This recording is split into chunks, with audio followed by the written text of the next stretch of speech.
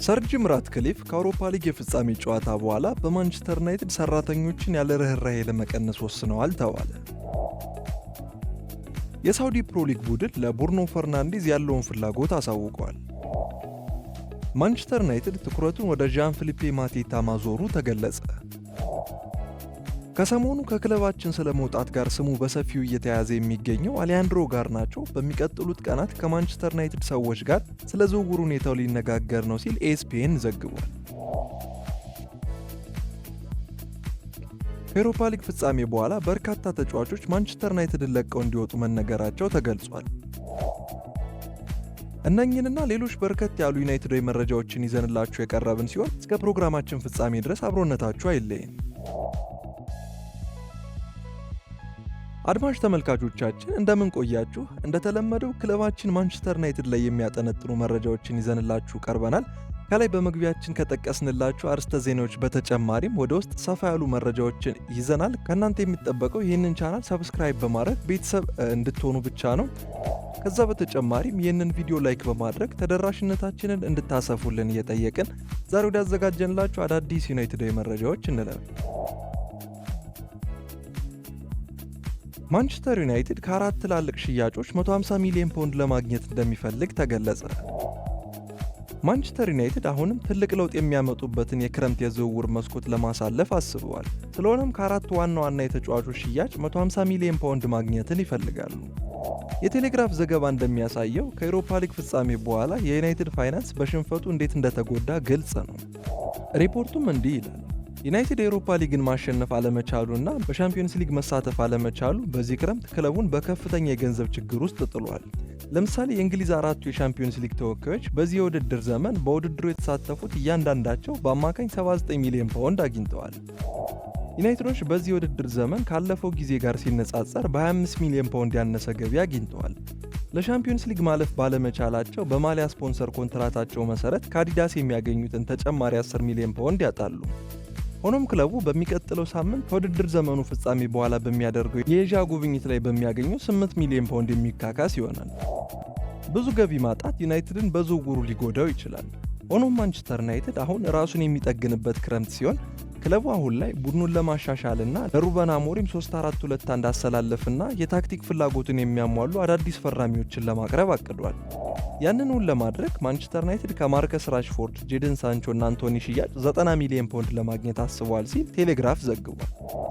የሳንቾ ሽያጭ አስቀድሞ የታወቀ ሲሆን ከቼልሲ ጋር ያለው የውሰት ስምምነትን እውን ካደረጉ ተጠቃሚ ይሆናሉ። ራሽፎርድ በበኩሉ የኡናይ ኤምሬው ቡድን የ40 ሚሊዮን ፓውንድ ውሉን ቋሚ የማድረግ ምርጫውን ከተቀበለ አስቶን ቪላን በቋሚነት መቀላቀል ይችላል። ሆኖም ቪላ ምርጫውን ቢቀይሩም እንኳን ራሽፎርድ ብዙ ፈላጊዎች እንዳሉት ይታወቃል።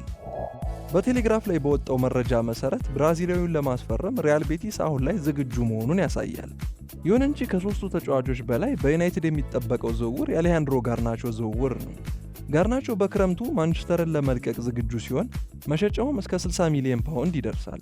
የሶስቱ ተጫዋቾች 90 ሚሊዮን ፓውንድ ሽያጭ ተደምሮ በአጠቃላይ 150 ሚሊዮን ፓውንድ ይሆናል። ከአውሮፓ ሊግ ፍጻሜ በኋላ በርካታ ተጫዋቾች ማንቸስተር ዩናይትድን ለቀው እንዲወጡ መነገራቸው ተገለጸ። ማንቸስተር ዩናይትድ የክረምቱን መልሶ ግንባታ ለማድረግ እስከ 8 የሚደርሱ ሽያጮችን ሊያደርጉ ይችላሉ። በአውሮፓ ሊግ የፍጻሜ ጨዋታ በቶትናም ሆትስፐር ሽንፈት ሲገጥማቸው ቋሚ ሆነው የጀመሩት 4 ተጫዋቾችም እንደሚለቁ ተገልጿል።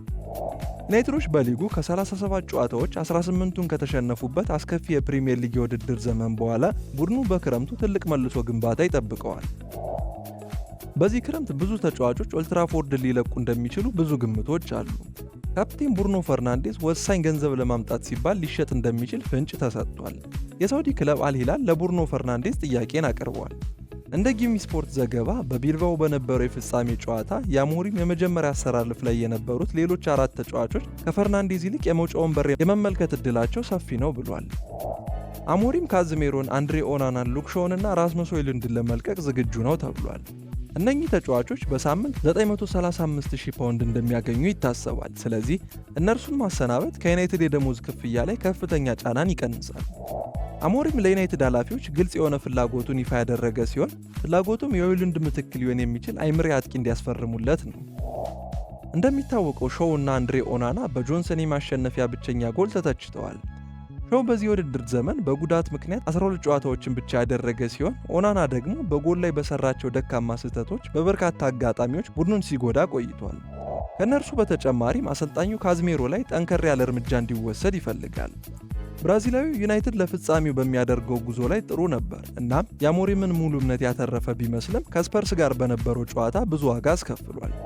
እነዚህ ተጫዋቾች ወዴት ሊሄዱ እንደሚችሉ በተመለከተ ሳውዲ አረቢያ ለካዝሜሮና ኦናና መዳረሻ መሆኑ አይቀርም ተብሏል። የጣሊያን ክለቦችም ሆይሉንድን ወደ ሴሪያ በመመለስ ወደ ጥሩ ብቃቱ ሊመለስ እንደሚችል ይሰማቸዋል። ኢንተር ሚላን፣ ጁቬንቱስ እና ናፖሊ ሁሉም ዴንማርካዊ ላይ ፍላጎት እንዳላቸው ፋብሪዞ ሮማኖ አረጋግጧል።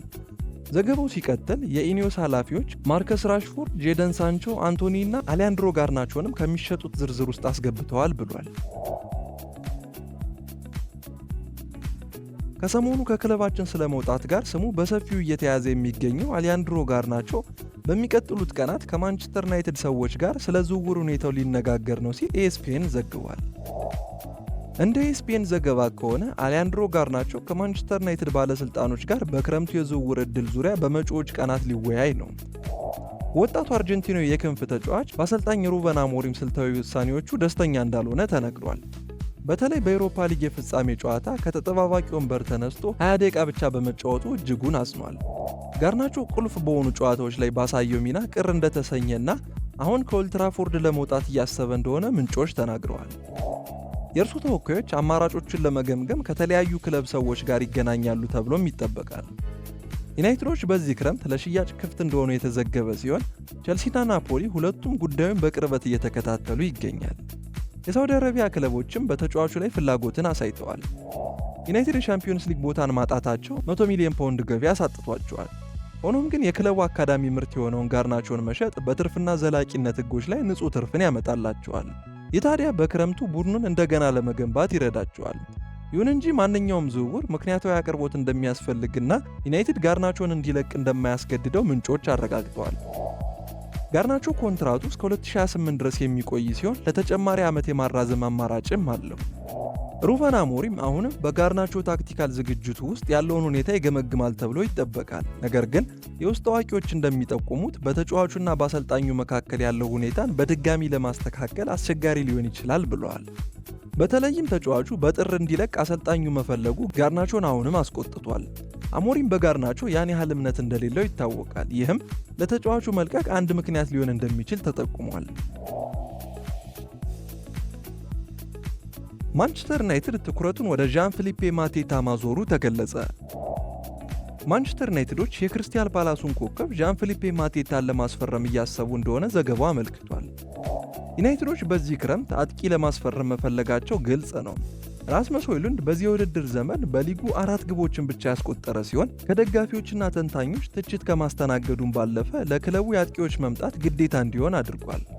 ዩናይትዶች ማቲያስ ኩንሃን ለማስፈረም ስምምነት ላይ ደርሰዋል። አሰልጣኝ ሩበን አሞሪም የወልቭሱን የፊት መስመር ተጫዋች በ10 ቁጥር ሚና እንዲጫወት እንደሚፈልግ ተሰምቷል። ይህም ክለቡ ሌላ አጥቂ እንዲያስፈርም ያደርገዋል። ዩናይትዶች ሮብ ምሽት በቶትናም በፍጻሜ ጨዋታ ከተሸነፉ በኋላ ነገሮች ይበልጥ ከባድ ሆነውባቸዋል። ሽንፈቱ ክለቡ በሚቀጥለው የውድድር ዘመን የሻምፒዮንስ ሊግ እግር ኳስን እንዳይጫወት ያደረገ ሲሆን ይህም ተጫዋቾችን ለመሳብ አስቸጋሪ ያደርገዋል። ዩናይትዶች እንደ ቪክተር ጊዮከረሽ ከመሳሰሉት አጥቂዎች ጋር ለረጅም ጊዜ ከተገናኙ በኋላ አሁን ላይ የክረምቱ ፈራሚ ለማድረግ ትኩረታቸውን ወደ ክሪስታል ፓላሱ ማቴታ ማዞራቸውን ለኢፒኬ ዘግቧል። ፈረንሳዊ ማቴታ በዚህ ወር ላይ ማንቸስተር ሲቲን በማሸነፍ የኤፍኤ ካፕ ዋንጫን ላሸነፈው የክሪስታል ፓላስ ቡድን ወሳኝ አካል ነበረ። የ27 ዓመቱ ማቴታ በዚህ ውድድር ዘመን በሁሉም ውድድሮች 17 ጎሎችን ማስቆጠር የቻለ ሲሆን በፕሪሚየር ሊጉ ብቻ 14 ጎሎችን ማስቆጠር ችሏል። አጥቂው ኮንትራቱ በአንድ ዓመት ውስጥ ያበቃል። ይህም ማለት በቅናሽ ዋጋ ሊገኝ ይችላል። ማቴታ በዚህ ክረምት የማይለቅ ከሆነ በቀጣይ ክረምት በነፃ ሊለቅ ይችላል። አሁን ላይ ክለቡ ክሪስታል ፓላስ መሸጥ እንደሚፈልግ የሚጠቁም ነገር የለም። ማቴታ ራሱን በዲዲየር ዴሻምፕ ቡድን ውስጥ በማስገባት በሚቀጥለው ዓመት የዓለም ዋንጫ በፈረንሳይ ብሔራዊ ቡድን መኖርን ይፈልጋል። ይህም ወደ ትልቅ ቡድን እንዲሄድ መንገድ ይከፍትለታል ተብሏል። ጄሚ ካራገር ሩበን አሞሪም ላይ ከባድ አስተያየትን ሰጥቷል። የቀድሞ የሊቨርፑል ተጫዋች ጄሚ ካራገር ከሩበን አሞሪም ጋር መቆየት ቡድኑን ወደ ኋላ ሊመልስ እንደሚችል ማንቸስተር ዩናይትድን አስጠንቅቋል። ፖርቹጋላዊ አሰልጣኝ ኤሪክ ቴን ሃግን በመተካት በህዳር 2004 ኃላፊነቱን ቢወስድም የማንቸስተር ዩናይትድን የውድድር ዘመን መቀየር አልቻለም። ካራገር ቴሌግራፍ ላይ እንደተናገረው በክለቡ ቦርድ ክፍል ውስጥ አሞሪምን በተመለከተ ጥርጣሬዎች መኖር እንዳለባቸው ጠቁሟል። ጄሚ ሲናገር ከውድድር ዓመቱ መጠናቀቅ በኋላ በቡድን ውስጥ በሚኖረው ግምገማቸው ላይ በማንቸስተር ዩናይትድ ቦርድ ክፍል ውስጥ በጣም ከባድ የሆነውን ጥያቄ ለአሰልጣኙ መጠየቅ ያስፈልጋቸዋል። ከአሞሪም ሹመት በኋላ በጣም የሚጠበቅ የታክቲክ ፈጠራና የወጣት ተጫዋቾች እድገቶች አልነበሩም። አሞሪም ያቀረበው ብቸኛው የተሳካ የጨዋታ ስልት ሃሪ ማጉዌርን በአውሮፓ ውድድር የመጨረሻ ደቂቃዎች የፊት አጥቂ ላይ ማጫወት ነበረ። እርሱም ሲሳካለት ተመልክተናል። ከዛ ውጪ ምንም አላቀረበም። በአብዛኞቹ ክለቦች የአሞሪም አይነት ሰዎች ስራቸው አደጋ ላይ ይሆናል።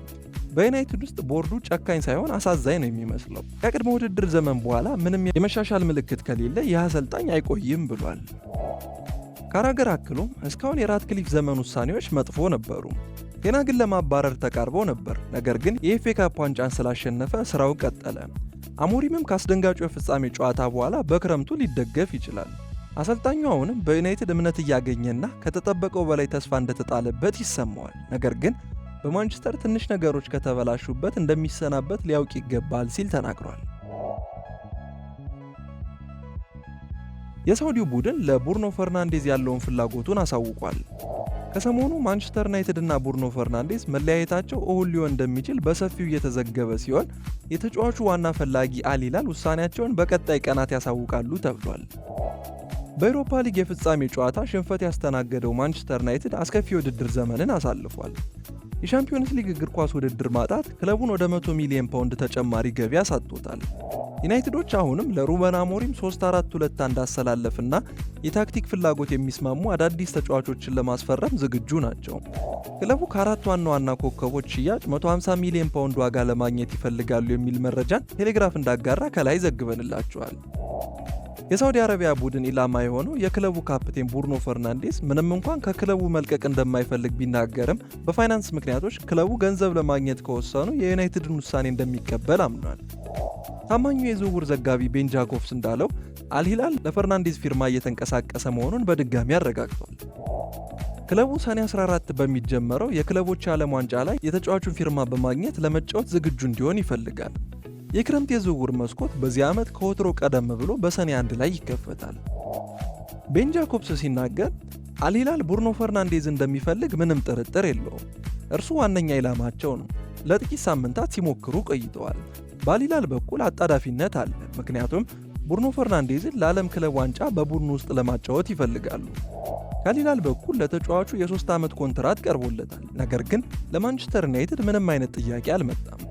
የዩናይትድ አቋም ከአውሮፓ ሊግ ፍጻሜ በፊትና በኋላ ተመሳሳይ ነው። እርሱም ማጣት አይፈልጉም። ዝውውሩ ለአል ሂላል አስቸጋሪ ይሆናል፣ ነገር ግን በሚቀጥሉት 10 ቀናት ውስጥ አል ሂላሎች ትልቅ እንቅስቃሴ ለማድረግ ዝግጁ ናቸው ሲል ተናግሯል። ጃኮብስ እንደተናገረው ማንቸስተር ዩናይትድ በፈርናንዴዝ ላይ ያላቸው አቋም ተጫዋቹን ማቆየት ነው ብሏል። ጃኮብስ ሲቀጥል ማንቸስተር ዩናይትድ ፈርናንዴዝን ለፕሮጀክታቸው ወሳኝ እንደሆነ ይመለከቱታል፣ መሸጥም አይፈልጉም ብሏል። ሌላኛው ጋዜጠኛ ግሬም ቤሊ እንዳለው ዩናይትድ ከፈርናንዴዝ ጋር የመለየት ፍላጎት እንደሌለው ተናግሯል። ስለዚህ ማንኛውም የአል ሂላል አቅርቦቶች ትልቅ ዋጋ ቢኖረውም ውድቅ ይደረጋሉ ተብሎ ይጠበቃል። ሰር ጂም ራትክሊፍ ከአውሮፓ ሊግ የፍጻሜ ጨዋታ በኋላ በማንቸስተር ዩናይትድ ሰራተኞችን ያለ ርህራሄ ለመቀነስ ወስነዋል ተባለ። ማንቸስተር ዩናይትዶች ከወራት በፊት 250 ሰራተኞቻቸውን መልቀቃቸው ይታወሳል። አሁን ላይ ታዲያ ክለቡ ወደ ቀጣዩ የሰራተኞች ቅነሳ ምዕራፍ ተሸጋግሯል። ማንቸስተር ዩናይትድ ሰራተኞቻቸውን እንደሚቀንሱ መነገር ጀምሯል። የዩናይትድ የሮቡ ሽንፈት በሚቀጥለው የውድድር ዘመን በቻምፒዮንስ ሊግ እንደማይጫወቱ ሲያረጋግጥ 100 ሚሊዮን ፓውንድ የማግኘት እድላቸውንም አበላሽቶባቸዋል። ይህም ለክለቡ የፋይናንስ ሁኔታ ትልቅ ችግር ሆኗል። ዩናይትድ 250 ሰራተኞች ላይ የሥራ ቅነሳዎችን ማድረጋቸው ተከትሎ በወቅቱ ሌሎች 200 ሰራተኞችም አደጋ ላይ መሆናቸው በየካቲት ወር ተነግሮ ነበረ።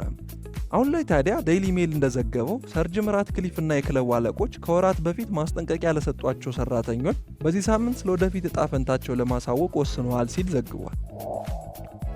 በዋንጫ ጨዋታ መሸነፍ ህመሙ ከባድ ቢሆንም በቀጣዩ 2 ሳምንታት በማንቸስተር ትልልቅ ውሳኔዎች እንደሚደረጉ ታውቋል። ዩናይትድ የዋንጫው አሸናፊ ቢሆን የሚያገኘው ገቢ ትልቅ አትራፊ ቢሆንም ያንን ካጡ በኋላ አሁን ላይ ወደ ሰራተኞች ቅነሳ በመግባት ገንዘብ ለማግኘት ዝግጁ ናቸው ተብሏል። ራትክሊፍ በዩናይትድ ቆራጥ ውጭ ቆጣቢ እርምጃዎቻቸውን እንደሚያደርጉ ካስተዋወቁ በኋላ አስገራሚ እርምጃዎችን ሲወስዱ ነበረ። ሰር ጂም ራትክሊፍ ከዚህ ቀደም በቡድን ውስጥ ላሉ ሰራተኞች የነፃ ምሳዎችን መሰረዝ፣ የትኬቶችን ዋጋ ማሳደግ፣ የሰር አሌክስ ፈርጉሰንን በአመት 2 ሚሊዮን ፓውንድ የሚያገኙበትን የአምባሳደርነት ሚናን ማቋረጥን የሚያካትት ብዙ አስገራሚ ውሳኔዎችን አሳልፈው ነበረ። በኦልድ ትራፎርድ በተለይም ለረጅም ጊዜ ያገለገሉ ሰራተኞችን ከለቀቁ በኋላ ራትክሊፍ ዘ ጂም ሪፐር የሚለውን ያልተፈለገ ቅጽል ስም እንዳገኙ ዘገባው አክሎ ገልጿል። እንግሊዛዊ ቢሊዮነር ስኬትን ወደ ዩናይትድ ለመመለስ እነዚህ አስቸጋሪ ለውጦችን ማድረጋቸው እንደሚቀጥሉም ገልጸዋል።